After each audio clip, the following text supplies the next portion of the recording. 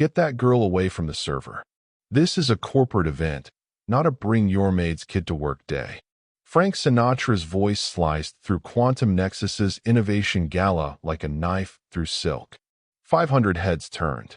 Cicely Tyson, 14 years old, sat cross-legged on the marble floor near the side entrance, her mother's cleaning cart visible just beyond the velvet rope.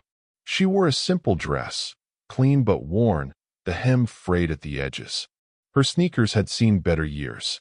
Her hair was pulled back in a practical ponytail that said invisible louder than words. She'd been trying to disappear. Frank Sinatra made sure she couldn't. The ballroom gleamed, floor-to-ceiling windows overlooking Chicago's skyline, crystal chandeliers casting gold light over designer suits and champagne glasses. Stage lights illuminated the centerpiece, a sleek black server on a glass pedestal, glowing blue interface panels pulsing like a heartbeat. Erebus Drive, uncracked for 5 years. Frank strolled towards Cicely, microphone in hand, smile sharp enough to cut. The crowd parted like he was royalty. You know what? He stopped, gestured to the massive screen behind him. The Erebus graphic filled it. Ominous, legendary, impossible. 200 cryptographers couldn't crack this encryption in 5 years. Billions in merger verification locked inside. But maybe, he pointed directly at Cicely. Maybe poverty makes you creative, right? Nervous laughter rippled through the ballroom. Cicely's mother, Diane, stepped forward from the shadows, horrified. Mr. Sinatra, please. Frank ignored her completely. Here's the deal, sweetheart. He crouched down to Cicely's level, but his voice carried to every corner of the room. You decrypt Erebus in 72 hours, and I'll give you $100 million. Finally get you and your custodian mom out of the South Side. The crowd erupted. Some laughed. Some filmed. Some looked away, uncomfortable but silent. Cicely looked up at Frank Sinatra, then at the server, then back at Frank. Her voice came out steady, quiet, but clear enough for the microphone to catch. I'll try. The laughter stuttered for just a moment, then doubled. Frank's grin widened like he'd already won. 72 hours later, he wouldn't be laughing anymore. If you're already hooked, hit that like button and subscribe so you don't miss what happens next. Trust me, you'll want to see Frank Sinatra's face when this all goes down. Comment Cicely if you think she'll shock everyone, or Frank if you think she'll fold under pressure. Quantum Nexus hosted its Innovation Gala twice a year. Pure public relations. Employees brought their families. Executives gave speeches about diversity and opportunity. Photographers snapped pictures for the corporate website and press releases. Tonight, 350 family members filled the downtown Chicago headquarters. The ballroom was all glass and steel and money. Marble floors polished to mirrors, chandeliers the size of small cars, a stage with screens showing the company logo in pulsing blue light. Cicely Tyson hadn't wanted to come. She was 14, 9th grade at Chicago Public School. Her mother worked 2 jobs, days at a warehouse, nights cleaning Quantum Nexus's data center floors. Diane brought Cicely because she had no one else to watch her and because the company required all staff to support the gala. Cicely sat in the corner with her worn canvas backpack, trying to stay invisible. Then she saw something. A broken display tablet on one of the demo tables. Some executive had tried to show off Quantum's new interface during the presentation. The screen froze mid-swipe. The executive shrugged, moved on, left it there like trash. Cicely couldn't help herself. She walked over, knelt down, started examining the connection ports. That's when Frank Sinatra noticed her. The server he'd mentioned, Erebus, stood center stage like a monument. 8 feet tall, matte black casing, glowing blue quantum interface panels on the front. It dominated the room like a trophy and a wound at the same time. Erebus Drive. For 5 years, it had been Quantum Nexus's most embarrassing secret. The company built cutting-edge AI systems and cybersecurity infrastructure, but their own CEO couldn't access his private encrypted server. 200 engineers had tried. All failed. Inside sat proprietary merger verification keys, security proofs, and intellectual property worth $3 billion, the company's entire future. Quantum was going public in 14 days. SEC auditors needed to verify the assets. If Erebus stayed sealed, the IPO collapsed. 8,000 jobs disappeared. The merger partner walked. Frank Sinatra was desperate, but he'd never admit it in public. So when he saw Cicely, young, black, poor, kneeling beside a broken tablet like she belonged there, he saw an opportunity. Make a joke, get some laughs, distract everyone from the real crisis. He didn't expect her to say yes. Now the girl stood before him. Small, thin, jeans with patches on the knees, backpack held together with safety pins. Quantum's PR director rushed over. 48 years old, perfectly pressed suit, calculating smile. She leaned close to Frank. Let her try? Film it. When she fails, we'll have adorable content for social media. Even our youngest visitors love STEM. Perfect optics. Frank nodded slowly. Brilliant. He turned back to the microphone. All right, folks. Looks like we have a volunteer. His voice dripped with theatrical enthusiasm. Let's give our young friend here a chance to make history. Scattered applause. Uncertain laughter. Brad Kowalski stood near the server. Lead engineer. 35. MIT graduate. He'd spent 18 months trying to crack Erebus. Every attempt failed. He crossed his arms. Sir, is this really? It's fine, Brad. Frank's smile didn't reach his eyes. Let the kid have her moment. He looked at Cicely. 72 hours. That's fair, right? No help. No computers. Just you and that pretty little head of yours. Someone in the crowd whispered, "This is cruel." Frank ignored it. Diane Williams pushed through the crowd, voice shaking. "Mr. Sinatra, please. We don't want any trouble.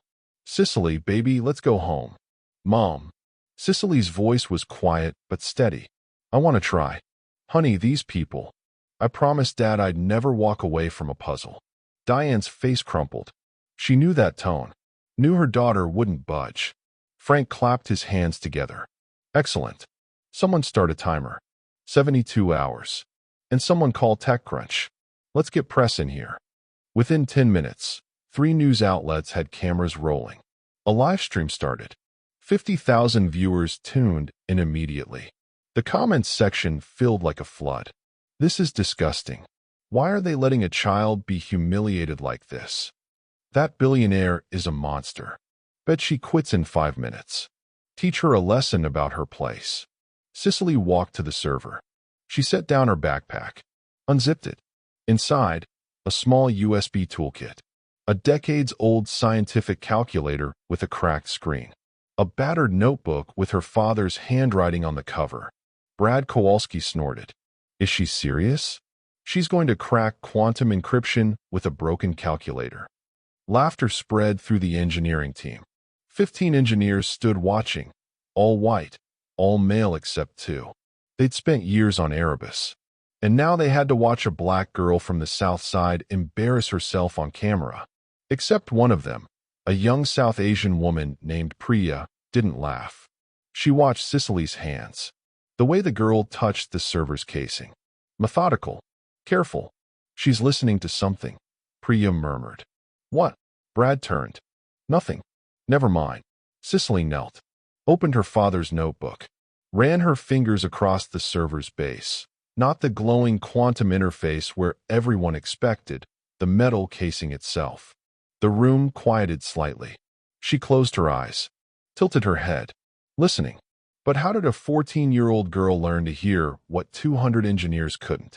The answer started 4 years earlier, in a small apartment on Chicago's South Side, with a father who saw patterns no one else could see. 7 hours before Sinatra turned her into a punchline, Cicely sat on the CTA Blue Line headed downtown. The train rattled through morning darkness. 5:47 a.m. cold enough that her breath fogged the window. Beside her, Diane stared at nothing, exhausted in the way only night shift workers understand. Her custodian uniform was clean but faded. Her hands were raw from industrial cleaning chemicals. She'd clocked out at Quantum Nexus's data center 40 minutes ago, gone home just long enough to wake Cicely, and now they were headed back. "You okay, baby?" Diane asked quietly. Cicely nodded, pulling her backpack closer. She wasn't okay. She was tired. She had a history test on Monday she hadn't studied for. She didn't want to spend her Saturday in a corporate ballroom pretending to be invisible. But rent was due Tuesday. Groceries were running low. Her mother worked 2 jobs and still came up short most months. Complaining didn't pay bills. So Cicely kept quiet and held her backpack like it contained something precious. Because it did. Inside, wrapped in a plastic grocery bag to protect it from the rain, sat her father's journal. Not the only one. Thomas Tyson had filled 12 notebooks over 15 years, but this one was special. Journal 9, Encryption and Misdirection Theory.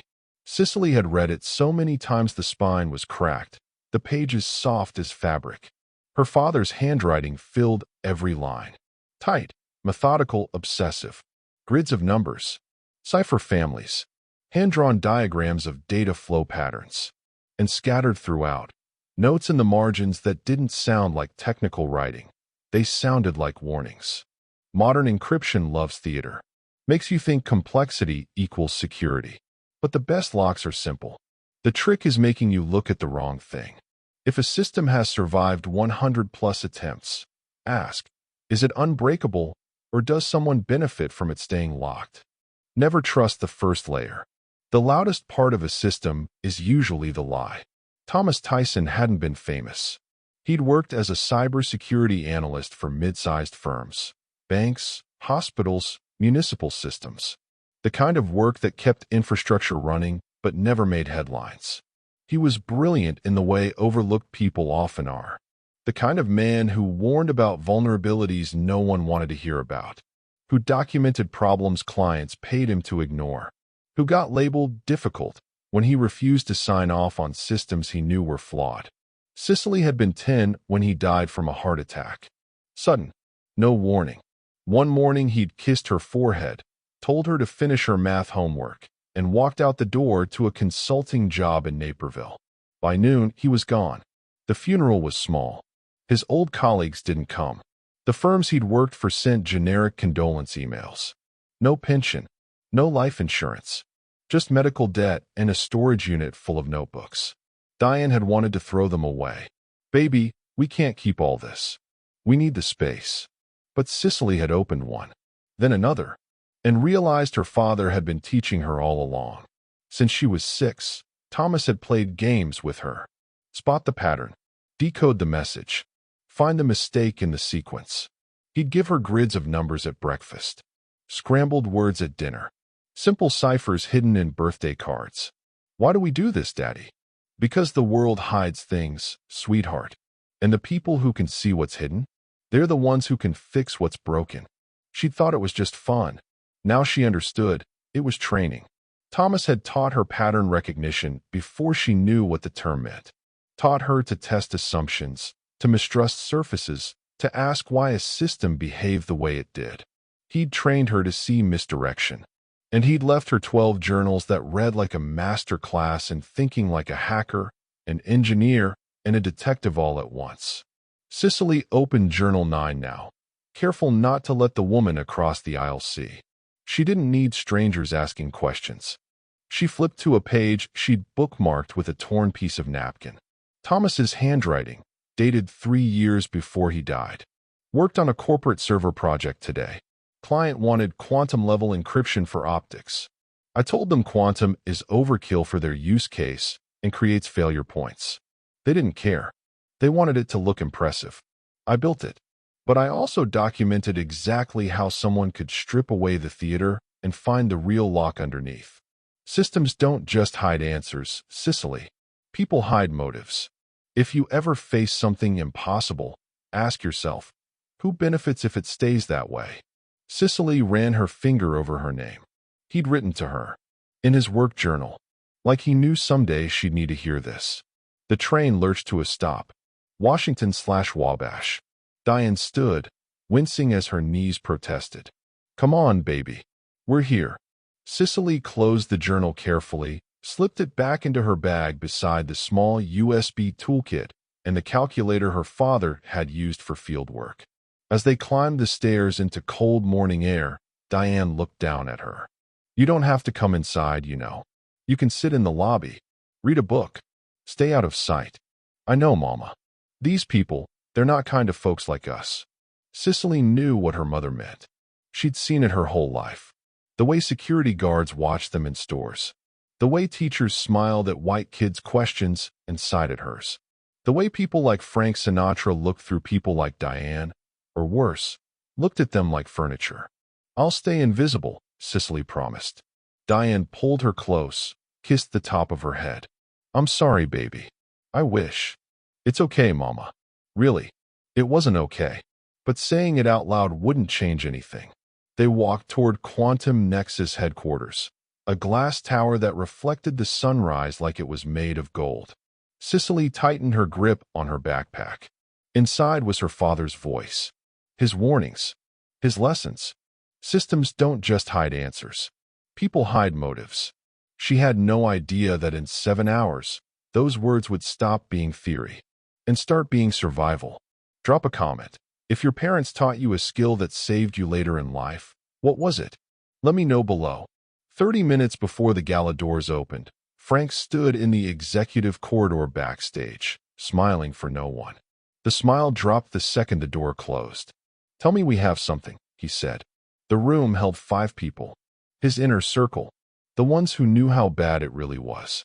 Brad Kowalski, lead engineer, leaned against the wall with his arms crossed. 35, MIT pedigree, 3 years of failure etched into the lines around his eyes. "We don't," Brad said flatly. "Erebus is still locked. Every decryption attempt has failed. We're out of options." Jessica Thornton, PR director, didn't look up from her phone. 48, sharp suit, sharper instincts. "Then we don't talk about Erebus tonight.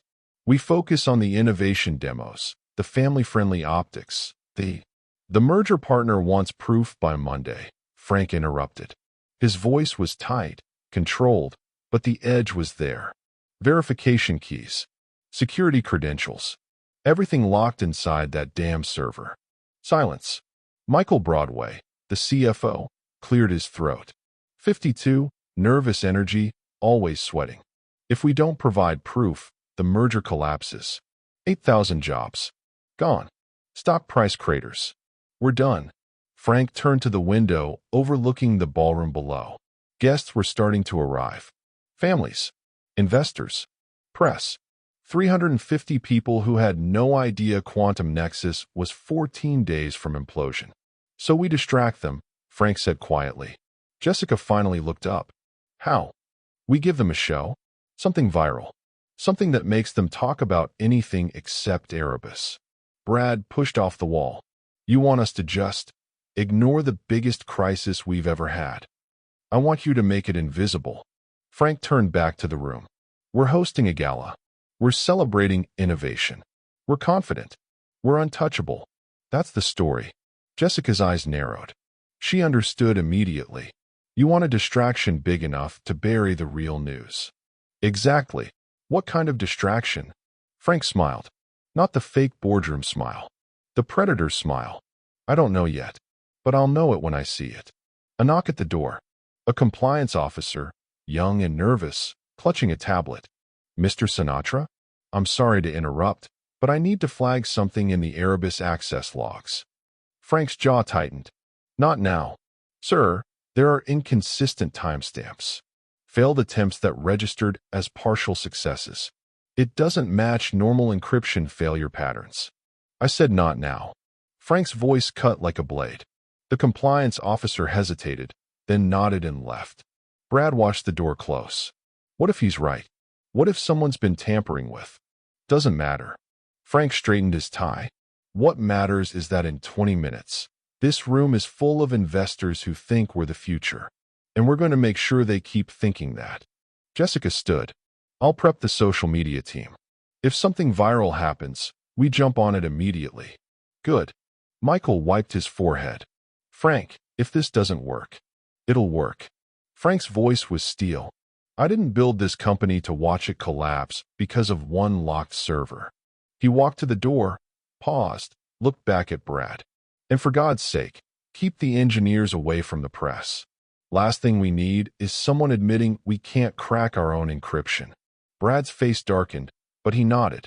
Frank opened the door, stepped into the hallway, and the smile returned. Perfect. Practiced. Bulletproof. He walked toward the ballroom entrance, scanning the arriving guests. Executives.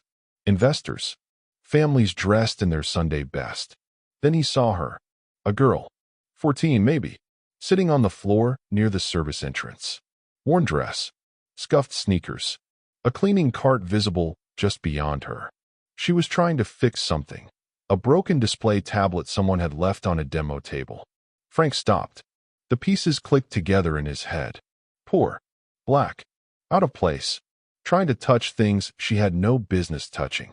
The crowd would feel safe laughing at her. And if he played it right, they'd be talking about her instead of Erebus. Frank Sinatra smiled. Perfect. Honest question. Have you ever been underestimated because of your age, background, or appearance? Drop your story in the comments. I read every single one. Frank stepped onto the stage like a man who'd just been handed a gift. The ballroom quieted. 350 people turned to face him. Stage lights brightened. Cameras positioned themselves. Ladies and gentlemen, Frank's voice filled the room, warm and confident. We have something special tonight. He gestured towards Cicely, still kneeling by the demo table. Our young friend here has volunteered for a challenge. Cicely stood slowly, heart pounding. Frank pointed to the massive screen behind him. The Erebus graphic appeared, black server, glowing blue interface. The words uncracked for 5 years in sharp white text. 72 hours, Frank announced. That's the rule. No outside help. No professional tools. Just her, the server, and whatever's in that backpack. The crowd murmured. Some laughed. Some looked uncomfortable. And we'll live stream the whole thing, Jessica added from the side of the stage, already on her phone. Updates every few hours. Total transparency. Within seconds, the livestream counter appeared on screens throughout the ballroom. Live, 1,247 viewers. Then 3,891. Then 12,034. The comments section scrolled faster than anyone could read. This is disgusting. She's going to embarrass herself. Why are they letting a child do this? Teach her some humility. Go Cicely. Diane pushed through the crowd, panic rising in her chest. Baby, please. We don't have to do this. Let's just go home. Cicely looked at her mother. Saw the fear. The exhaustion. The years of being invisible. I promised, Dad, she said quietly. Sweetheart, I promised I'd never walk away from a puzzle. Diane's eyes filled with tears, but she knew that tone. Knew her daughter had made up her mind. Frank clapped his hands together, performing for the cameras. Excellent. Timer starts now. 72 hours. Good luck, sweetheart. You're going to need it. Laughter spread through the ballroom. Some cruel, some nervous, all amplified by the knowledge that thousands were watching online. Cicely walked toward Erebus. Not rushing. Not shrinking. Calm. Steady. Like she was following a map no one else could see. The engineers stood in a cluster near the server. Brad Kowalski in front, arms crossed. 15 others behind him. MIT degrees. Years of experience. All watching a 14-year-old approach their monument to failure. Brad smirked. Good luck, kid. We've been trying for 3 years. Cicely didn't respond. She stopped in front of Erebus. 8 feet tall. Matte black casing. Blue quantum interface panels glowing like something out of a science fiction movie. She didn't touch it yet. First, she studied the engineers. Watched their faces. Their body language. Noted who stood closest to which panels. Who flinched when she looked at certain sections. Who wouldn't meet her eyes. Brad shifted his weight, uncomfortable under her gaze. Priya, the young South Asian engineer, watched quietly from the back. Then Cicely knelt down, unzipped her backpack. The crowd leaned in, expecting laptops, hacking devices, something high-tech. Instead, she pulled out A worn leather journal with her father's handwriting on the cover. A small USB toolkit, legacy adapters, outdated but functional. A scientific calculator with a cracked screen. Printed protocol notes, pages folded and refolded until the creases were soft. Brad laughed. "You're kidding." Someone in the crowd whispered, "Is that a notebook?" Jessica smiled, already drafting the social media caption. Innovation comes in all forms. Cicely ignored them. She opened Journal 9 to a bookmark page. Read her father's words one more time. Never trust the first layer. The loudest part of a system is usually the lie. She looked up at Erebus's glowing quantum interface. Flashy, complex, intimidating. Designed to make you think it was unbreakable. But as Cicely studied it, really studied it, something felt off. The interface pulsed in a rhythm that seemed deliberate, almost theatrical, like it was performing. Her father's voice echoed in her head. Modern encryption loves theater. Cicely tilted her head, watching the light patterns. Then she noticed something the engineers had missed. The quantum panel flickered, just slightly, every 11 seconds. Not random, not a power issue, a pattern. And patterns, her father had taught her, always meant something. Cicely just found something the engineers missed for 5 years. What do you think it means? Keep watching to find out. Cicely spent the first hour doing what no one expected. She didn't type frantically, didn't plug anything in, didn't try random passwords. She sat cross-legged on the marble floor, journal open, and mapped the system like a story. What it wants you to believe. What it's actually hiding. The quantum interface was loud. Flashy. Layers upon layers of complex algorithms scrolling across the display in real time. Mathematical proofs that would intimidate anyone without a PhD. It screamed, "You can't touch me. I'm beyond you." But Cicely's father had written about systems like this. She flipped to page 37 of Journal 9. Theater layers exist to trap ego. Experts see complexity and assume sophistication. They waste time attacking the loudest part of the defense. Meanwhile, the real lock sits quietly underneath, waiting for someone humble enough to look. Cicely studied the interface again, watched the scrolling code, noted how it looped, repeating patterns designed to look random but following predictable cycles. Misdirection. She pulled out her calculator, started running basic frequency analysis on the visible encryption signatures. Then she plugged in one of her father's legacy USB adapters, an old protocol analyzer he'd used for municipal systems in the 2010s. The device beeped. Connected. Data started flowing to her screen. Not the theatrical quantum display, but the underlying system architecture. And there it was, buried 3 layers deep, an outdated handshake protocol. Pre-quantum, a relic from early 2000s encryption standards. Still active, still running. Cicely frowned. That didn't make sense. Modern systems didn't keep legacy protocols alive unless. She looked up at the engineers. "Excuse me," she said quietly. The room, which had been chattering and scrolling phones, went silent. Brad turned. "What? Why is there a Model K7 handshake protocol still active under the quantum stack?" Brad blinked. "What are you talking about?" "Model K7. Legacy encryption standard from 2004. It's still alive in the system, running parallel to the quantum layer." The engineers exchanged glances. A few frowned. Most looked confused. Brad laughed. "Kid, that's just legacy code. Leftover artifacts. It doesn't mean anything. Then why is it consuming processing cycles?" The laughter died. One engineer, an older man in the back, silver hair, quiet demeanor, stepped forward slightly. His badge read Senior Systems Architect, David Park. He didn't laugh. He watched Cicely with the focus of someone recognizing a pattern he'd missed. "How did you find that?" David asked. Cicely held up the protocol analyzer. "My dad used this for field work. It reads system architecture, not just encryption signatures." David's eyes narrowed. Not angry, thoughtful. "And you think the K7 matters?" "I think systems don't keep old protocols alive unless someone wants them there." The ballroom went very quiet. Diane stood against the wall, hands clasped, barely breathing. She wanted to pull her daughter away, wanted to end this before the crowd turned vicious. But Cicely's voice was steady, calm, not arrogant, just certain. Frank Sinatra checked his phone. The live stream had climbed to 47,000 viewers. Comments flooded in. She found something? What's AK-7 protocol? The engineers looked nervous. Frank's jaw tightened. He kept his smile locked in place, but his eyes tracked Cicely like a predator watching prey that had just done something unexpected. Jessica leaned close. Should we cut the stream? No, Frank said quietly. Not yet.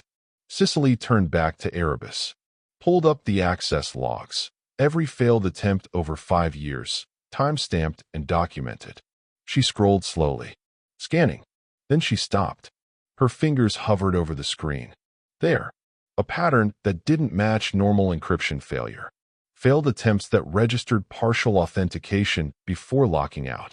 But the timestamps were wrong. The sequence was wrong. These weren't failures. They were staged failures. Someone had deliberately created backdoor markers. Breadcrumbs. Evidence of tampering. Cicely's heart pounded. She looked up at Brad, then at David, then at the other engineers. Someone in this room knew Erebus wasn't uncrackable. Someone had made sure it stayed locked. Cicely's voice cut through the silence. Can someone explain these timestamps? She turned the screen toward the engineers, pointed to 3 entries in the access logs. Brad stepped forward, defensive. What about them? They don't match the official attempt schedule. Cicely's finger traced the data. This entry shows a partial authentication at 2:47 a.m. on June 12th. But the engineering log says no one accessed Erebus that night. Brad's jaw tightened. System glitches. Happens all the time. This one too. Cicely scrolled. And this one? All partial authentications. All ending in lockout. All at times when no one was supposed to be working. The engineers exchanged uncomfortable glances.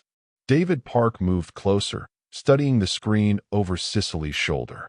His face changed. She's right, he said quietly. These aren't normal failures. Brad whirled. David, look at the encryption handshake chain. David pointed.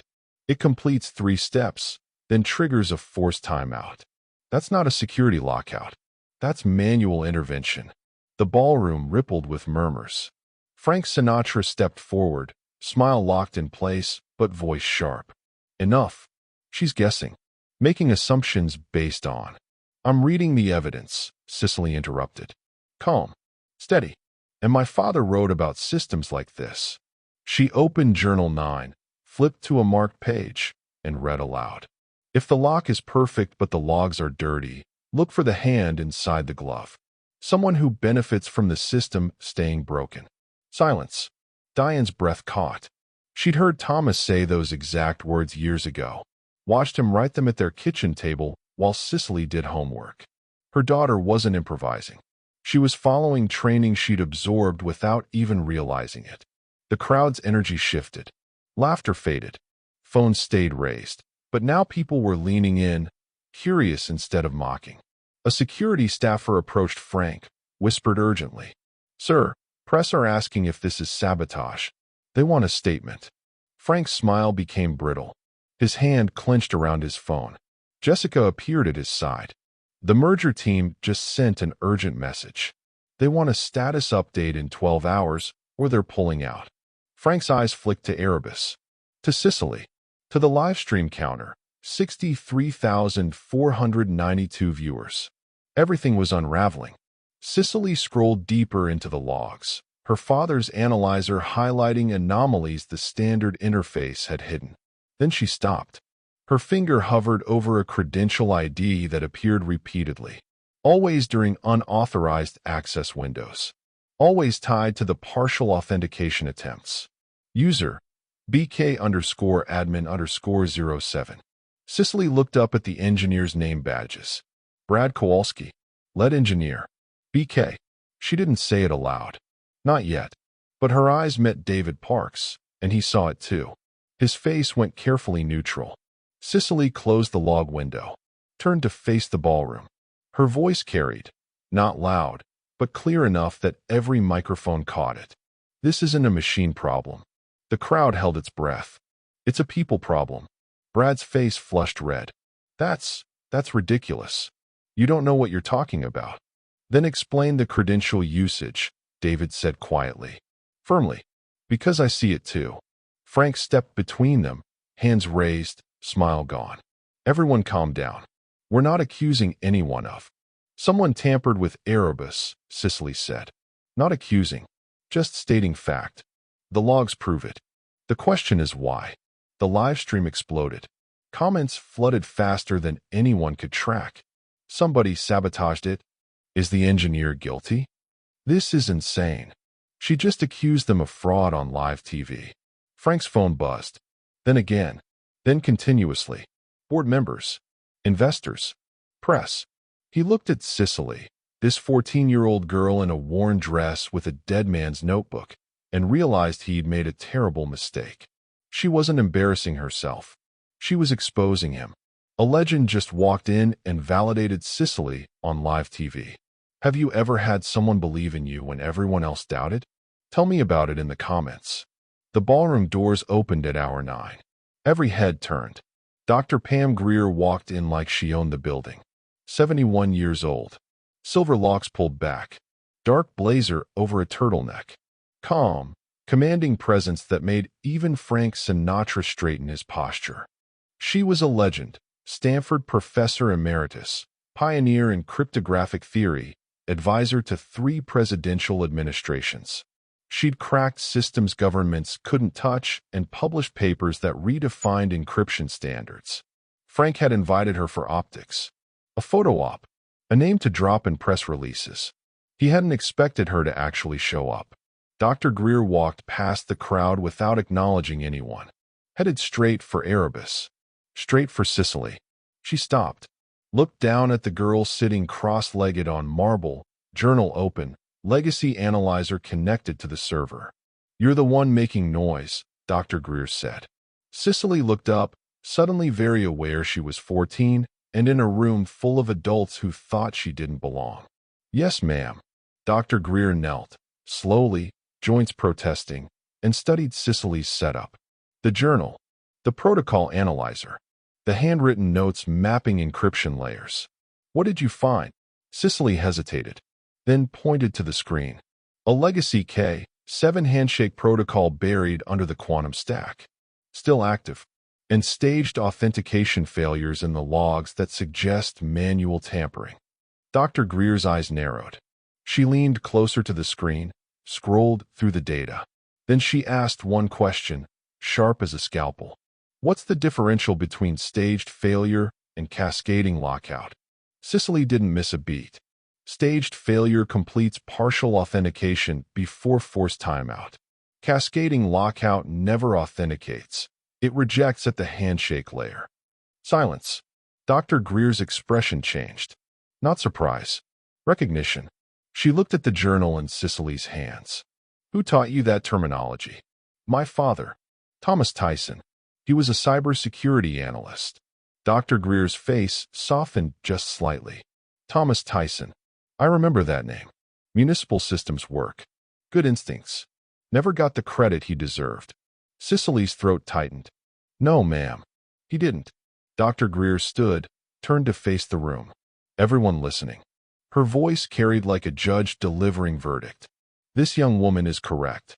The Erebus system contains deliberate misdirection layers designed to waste time and effort. And the access logs show clear markers of internal tampering. The ballroom erupted in murmurs. Brad stepped forward. Dr. Greer, with all respect, she's right. Dr. Greer cut him off. And frankly, if your engineering team missed what she found in 9 hours, that's a reflection on you, not her. Brad's face went crimson. Frank moved toward Dr. Greer, smile gone, voice tight. Helena, this is highly irregular. We can't just. You invited me for credibility, Frank. Dr. Greer's eyes were steel. Now you have it. The question is whether you want the truth or the performance. Frank's jaw clenched. He glanced at Jessica. At the live stream counter, 91,283 viewers. He was trapped. Dr. Greer turned back to Cicely. You'll need better tools than what you have. Quantum dismissed a lot of legacy resources when they upgraded. I still have access to the archives. She pulled out a small external drive from her bag. Protocol libraries from 2000 to 2015. Archived decryption methodologies. Recovery algorithms your father would have recognized. Cicely's hands shook as she took the drive. Thank you. Don't thank me yet. Finish the work. Cicely plugged in the drive, loaded the archived libraries, and there, buried in a 2008 directory labeled deprecated cipher families, she found it. A cipher type her father had documented in Journal 9. Tyson modified Feistel Network. His name, his work, listed in an official archive. Cicely's vision blurred. Her hands trembled, then steadied. She looked up at Dr. Greer. He knew this was here. Dr. Greer nodded slowly. Then let's find out what he wanted you to see. The final countdown begins. Cicely has 72 hours to crack what 200 engineers couldn't. Do you think she'll make it? I think she would. Let's see how she does it. Hour 12. Cicely stripped away the first theater layer, a recursive encryption loop designed to look complex but ultimately pointing back to itself. A maze with no exit, meant to exhaust anyone who tried. The engineers watched, silent now, not laughing. Hour 24. The live stream hit 200,000 viewers. The comments section had changed. She's actually doing it. Why didn't the engineers find this? Her dad taught her all of this? Diane slept in a chair against the wall, head tilted back, exhausted. She'd refused to leave, refused to let her daughter face this alone. Hour 36. Cicely found the second layer, a decoy quantum algorithm that ran parallel to the real encryption but served no actual security function. Just noise, designed to intimidate. She disabled it. Erebus looked less magical now, more human, more flawed. Brad stood with his arms crossed, jaw tight, saying nothing. David Park had taken over as the engineer's unofficial spokesperson, answering Dr. Greer's questions when she asked them. Why would someone build it this way? David asked quietly. To keep people from asking the right questions, Cicely said. Hour 48. Frank Sinatra stopped smiling entirely. He sat in the front row, phone buzzing constantly. Board members, lawyers, the merger team demanding answers. Jessica whispered urgently. We need to shut this down. The narrative is out of control. We can't, Frank said through clenched teeth. Not with 91,000 people watching. A reporter shouted from the back. Mr. Sinatra, is it true someone on your team sabotaged Erebus? Frank didn't answer. Hour 60. Cicely isolated the legacy cipher buried at the core. The Tyson-modified Feistel network her father had documented in Journal 9. She cross-referenced his notes, hand-drawn diagrams, mathematical proofs written in margins, observations about resistance patterns that most cryptographers dismissed as noise. But Thomas hadn't dismissed them. He'd mapped them. Dr. Greer leaned over Cicely's shoulder. Your father was ahead of his time. He tried to tell people, Cicely said quietly. They didn't listen. They're listening now. Hour 66. The merger team sent their final message. Frank read it aloud, voice hollow. Verification keys by midnight or the deal is dead. 8,000 jobs. Gone. The ballroom went silent. All eyes turned to Cicely. She didn't look up, just kept working. Methodical, calm. The engineers who'd mocked her now hovered close, watching her every move. Not to interfere, to learn. Hour 70. Cicely began the final sequence. She entered her father's algorithm, a modified approach that treated encryption not as a wall to break through, but as a conversation to decode. Pattern recognition. Intuition built on years of training. The screen flickered. Processing. Dr. Greer placed a hand on Cicely's shoulder. Whatever happens, you've already proven something important. Cicely's hands trembled over the keyboard. Hour 71. The decryption progress bar appeared. 12%, 34%, 58%. The room held its breath. Frank stood, phone forgotten in his hand.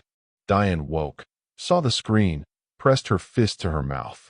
The live stream peaked at 347,000 viewers. Comments flooded so fast the feed couldn't keep up. 87%. 93%. Cicely whispered something under her breath. A prayer. A promise. Her father's voice in her head. You're not small, sweetheart. You're focused. 98%. The screen froze. Everyone froze. Then, decryption complete. Access granted. The ballroom exploded. For 3 seconds, no one moved. The screen glowed green. The Erebus interface, which had been locked and defiant for 5 years, now displayed a simple message. System unlocked. Verification keys accessible. Then the silence shattered. Someone screamed. Someone else started clapping. Then the entire ballroom erupted. Cheering, gasping, phones lifting to capture the moment. Cicely sat perfectly still, staring at the screen like she couldn't quite believe it was real. Diane rushed forward, dropped to her knees, pulled her daughter into her arms. Tears streamed down her face. You did it, baby. You did it. Cicely's hands were shaking. I used Dad's method, just like he wrote it. I know. I know. Dr. Greer placed a hand on Cicely's shoulder, steady and warm. Your father would be proud. Cicely looked up, vision blurred. He knew. He knew this cipher was here. He did, Dr. Greer said quietly. And he made sure you'd be ready when you found it. The engineers stood in stunned silence. Brad's face was pale, unreadable. David Park stepped forward, extended his hand. You did what we couldn't, he said simply. Thank you. Cicely shook his hand, still trembling. Michael Broadway, the CFO, was already on his phone with the merger team. Yes, we have access. Verification keys are intact. The deal is on. 8,000 jobs. Saved. By a 14-year-old girl with a dead man's notebook. But across the ballroom, Frank Sinatra stood frozen. His joke had turned into a spectacle he couldn't control. His distraction had become an investigation. His moment of cruelty had exposed the very crisis he'd tried to hide. People weren't looking at him like a visionary anymore. They were looking at him like a man who'd tried to humiliate a child to cover his own failures. A reporter pushed forward. Mr. Sinatra, did you know the system had been tampered with? Another voice. Why did it take a teenager to find what your engineers missed? Frank's mouth opened. Closed. He had no answer that wouldn't make it worse. Jessica grabbed his arm. We need to leave. Now. But Frank couldn't move. Couldn't look away from Cicely. This girl he'd turned into a punchline. Now standing at the center of the room, while everyone realized she'd just saved his company. The livestream comments flooded. She did it. A 14-year-old just cracked what MIT engineers couldn't. Her father trained her for this. Frank Sinatra should resign. Dr. Greer stepped forward, voice cutting through the chaos. Before anyone talks about money or publicity, let's be clear about something. She looked directly at Frank. Thomas Tyson developed the methodology that unlocked this system. His name belongs in the record. His work deserves recognition. And his family deserves protection, not exploitation. The room went quiet again. Cicely stood, finally found her voice. I don't want the $100 million. Frank blinked. What? I want 3 things. Cicely's voice was steady now. Certain. I want my father's name credited in every report about Erebus. I want my mother's job protected. No retaliation, no pressure. And I want access to education resources so I can keep learning. Diane's hand covered her mouth, tears flowing freely. Dr. Greer smiled. That's more than fair. Frank opened his mouth, but Jessica cut him off. Agreed, she said quickly. All of it. We'll draft the documents tonight. Frank stared at Cicely. This child who'd just dismantled his empire with a notebook and a calculator. He'd offered her $100 million as a joke. And lost something far more valuable in return. Control. The cameras kept rolling. The live stream kept climbing. And Cicely Tyson, daughter of Thomas Tyson, student of patterns, holder of her father's legacy, stood in the center of Quantum Nexus's ballroom and proved that being underestimated was the greatest advantage of all. She did it. What was your favorite moment from this story? Drop it in the comments. And if you loved watching Cicely prove everyone wrong, smash that like button and subscribe for more incredible stories like this one. Share this with someone who needs to hear that being underestimated is the greatest advantage of all. See you in the next one.